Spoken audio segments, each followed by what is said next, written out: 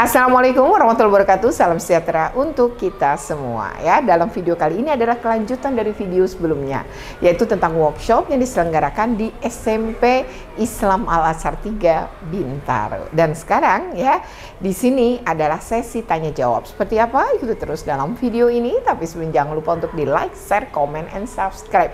Bagi yang belum subscribe, segera subscribe untuk terus terupdate dengan video pendidikan anak dan kuliner. Terima kasih buat Mbak atas paparannya. Yeah. Banyak hal yang kami sempat alami, tapi ada hal-hal baru juga yang kami serap pada hari ini. Terima kasih informasinya. Iya Ibu, sedikit curhat aja Ibu ya. Jadi hari ini sementara kita temanya adalah curhat. Ada fakta unik Bu di beberapa kondisi. Jadi salah satunya adalah ada orang tua. Guru, saya Krishna, guru bahasa Arab. Ada dua pertanyaan juga, tapi ini memang kami tersetting dari awal itu menjadi guru lapangan yang sering berinteraksi dengan anak-anak dan sering ya tadi pasti menemukan hal spesial.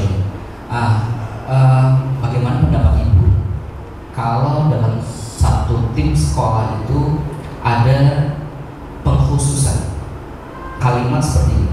Oh, dalam sekolah itu penting, perlu ada guru yang killer, tapi jangan semuanya, satu aja, dua saja, supaya ada anak yang bisa mengontrol anak. Padahal tidak semua guru itu menginginkan menjadi guru killer. Pengennya jadi guru yang solih, bicaranya santun. Ya kan, latah dong oleh kaljana. Gitu. Intinya gitulah. Ini yang pertama.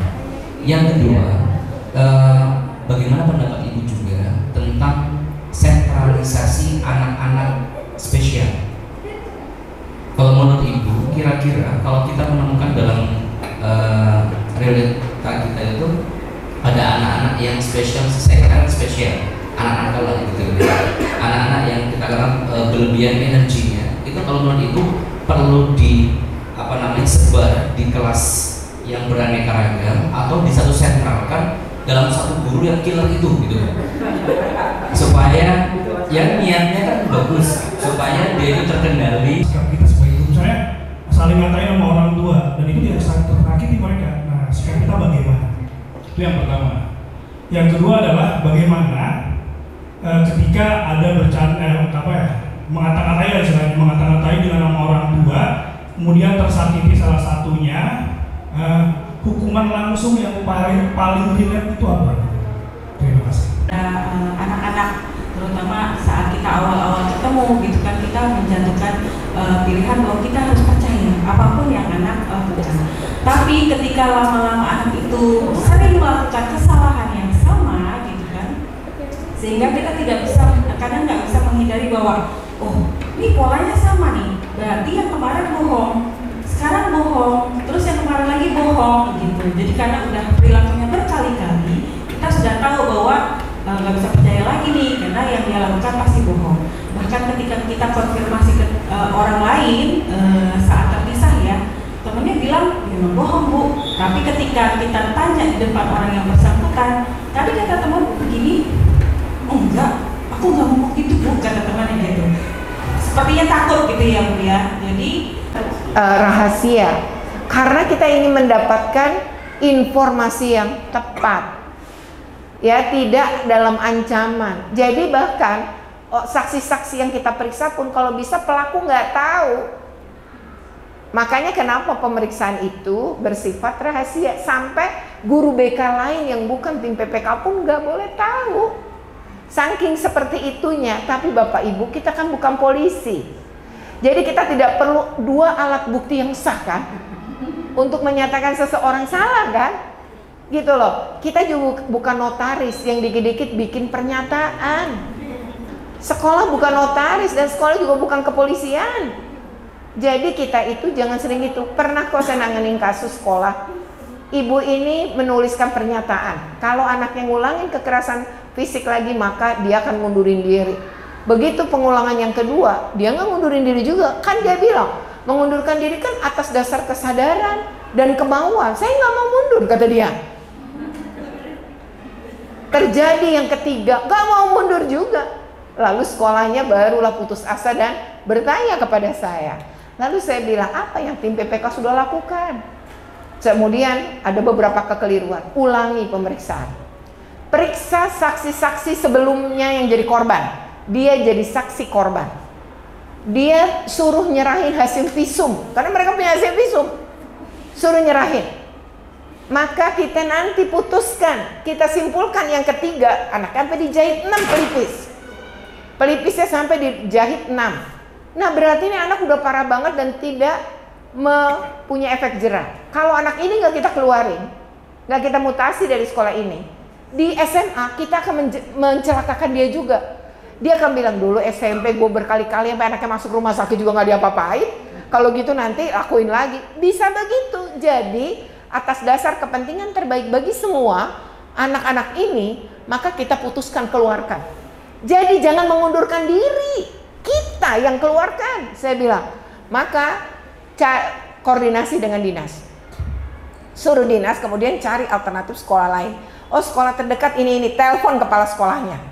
Dan sepakat untuk tidak dipindahkan ke sekolah negeri juga. Telepon kepala-kepala swasta di sekitar situ. Lalu dikomunikasikan. Ini udah kelas 9. Bagaimana kalau dipindahnya? Ya biar dia mau, maka dia nggak bayar seperti orang yang baru masuk di kelas 1 nih uang pangkalnya. Kalau uang SPP kan sama. Ini nih negosiasi kita sama seluruh kepala sekolahnya itu. Nah kepala sekolah dan yayasan kalau pemerintah yang nego kan pasti dikabulin. Nah udah dapet, maka pada saat pengumuman panggil orang tuanya semua. Kami suruh kepala sekolah swastanya hadir 3-3-nya, tapi tidak ikut dalam pertemuan awal. Nanti ikutnya pas pertemuan kunci mencari sekolah pengganti. Kan orang tua itu kemudian mengancam bahwa dia ya udah udah kita genggam dan gak bisa. Kalau kita tuh kayak jangan sampai kita tuh cinta bertepuk sebelah tangan, kita setengah mati, orang tuanya bodoh amat. Orang tuanya malah mensupport. Memang kok saya ngajarin anak ini untuk mukul. Nah berarti dia kan harus kita ubah. Maka saya bilang, ya kalau gitu bapak ngerekomendasiin ke Kepsek yang saya bilang. Ibu rekomendasiin bahwa ini orang tua sebaiknya ya dia yang dikonseling oleh siapa? Dinas Pemberdayaan Perempuan dan Perlindungan Anak. Kayak begitu Bapak Ibu. Jadi peraturan ini tuh udah membantu kita banget loh, Permendikbudristek 46. Jadi saya tadi sekaligus menjawab Ibu ya yang berkaitan dengan bagaimana kalau anak terus mengulangi. Ini berbeda sama anak sama kasus yang tadi anak nggak dipercaya pada mens. Kalau ini kan berbohong. Maka sebaiknya ibu punya catatan kebohongan demi kebohongan. Kalau kemudian tidak berubah, ini anak udah dipastikan punya masalah dengan pengasuhan. Apalagi kalau orang tua sampai bilang, terserah sekolah mau diapain, ini pasti pelaku kekerasan anaknya. Orang tua yang tidak mau melakukan kekerasan pada saya, begitu anak saya mendapat kekerasan, saya pasti marah. Tapi kalau kita setuju dengan kekerasan, ya kita pasti setuju anak kita diapa-apain. Gitu loh. Jadi sebaiknya ya kita tidak setuju pada kekerasan. Orang tua yang kayak gitu tuh orang tua pelaku, saya yakin. Saya yakin banget. Nah, Bapak Ibu, kalau karena saya berhadapan dengan banyak anak-anak pelaku kekerasan, orang tuanya semua penuh dengan kekerasan. Gitu loh. Saya pernah kok ketika dipanggil BK, semua kasus harus ke tim PPK. Jadi harus dikategorikan ringan. Ini tim PPK hanya menangani kasus terkait dengan kekerasan. Kedua adalah kekerasannya sedang ke berat. Karena kalau ringan sebenarnya kan bisa diselesaikan oleh wali kelas, oleh guru BK, tidak harus tim PPK. Jadi itu juga harus dibedakan. Ya tidak semua hal masuk ke tim PPK gitu. Yang kedua adalah proses penanganan kasus itu apakah semua guru harus tahu? Kalau ujungnya bisa Pak, tapi prosesnya nggak boleh tahu. Kalau ada orang tua mengkonfirmasi, orang tua kepo tadi gitu ya, pasti kurang kerjaan juga gitu. Kalau punya kerjaan nggak mungkin, ya abaikan aja. Jadi kalau dibilang, oh ibu belum tahu, belum bu. Dan mungkin pasti ada alasan kenapa ini tidak boleh disebarluaskan. Kan ini ada hak-hak anak yang harus dilindungi. Jadi ya kami juga tidak kepo untuk tahu semua. Karena kami percaya sekolah kami udah punya tim yang mampu menyelesaikan. Mungkin sekarang dalam proses. Jadi ibu juga mohon memahami gitu. Ajarin begitu gurunya. Apa? Gurunya ngomong gitu. Nah jadi nggak harus dilayani. Seolah-olah kalau kita nggak tahu kita ketinggalan informasi gitu. Nah itu ngapain layanin orang yang kayak begitu gitu kan? Nah jadi kalau misalnya kita akan mengeluarkan anak, ya kan terpaksa harus diomongkan semua. Tapi kan prosesnya ya nggak usah dibocorin gitu loh. Anaknya gini, masa dia ngomong begini? Itu yang nggak boleh. Semua tertutup, semua rapat hanya diketahui tim PPK, dan tim PPK tidak boleh membocorkan kepada siapapun. Nah setelah tim PPK melakukan pemeriksaan, tim PPK akan nyimpulin salah atau enggak, terbukti atau tidak yang dilaporkan. Nah kalau terbukti, tim PPK memberikan rekomendasi kepada kepala sekolah. Kepala sekolah harus melakukan apa? Misalnya ini terbukti, oleh karena itu kami merekomendasi hal sebagai berikut. 1, misalnya kasus yang berulang kali berbohong. Misalnya apakah itu bisa diperiksa oleh tim PPK? Sekarang tergantung korban. Ada korban nggak dari korban kebohongannya anak ini sehingga mencelakai temennya? Nah, atau mengancam temannya, kan kekerasan gitu ya. Tidak memukul pun ya kekerasan, tidak semuanya harus fisik kan. Kan tadi ada 6. Jadi kalau misalnya dia ngata-ngatain, oh perundungan dong jatuhnya gitu. Jadi kan bisa diperiksa dari yang 6 tadi. Nah nanti kepala sekolah yang akan memberikan sanksi itu di kepala sekolah. Jadi tim PPK juga nggak bisa memberi sanksi, hanya merekomendasikan apa yang bisa diberi sanksi pada yang bersangkutan nih. Nah termasuk merekomendasi untuk saksi maupun para saksi maupun korban mungkin minta butuh bantuan psikologi. Lalu kalau saksi, sebaiknya saksi itu seperti tadi, ibu nggak boleh mengkonfirmasi katanya ini. Tapi kalau kita menjadi tim PPK atau kita menjadi guru BK pun jangan, karena ini tidak ada anak yang mau bersaksi kalau kita tidak bisa melindungi dia. Jadi cukup bilang menurut informasi yang ibu dapatkan dan ini bisa ibu percaya, kamu tuh bener-bener ngelakuin ini.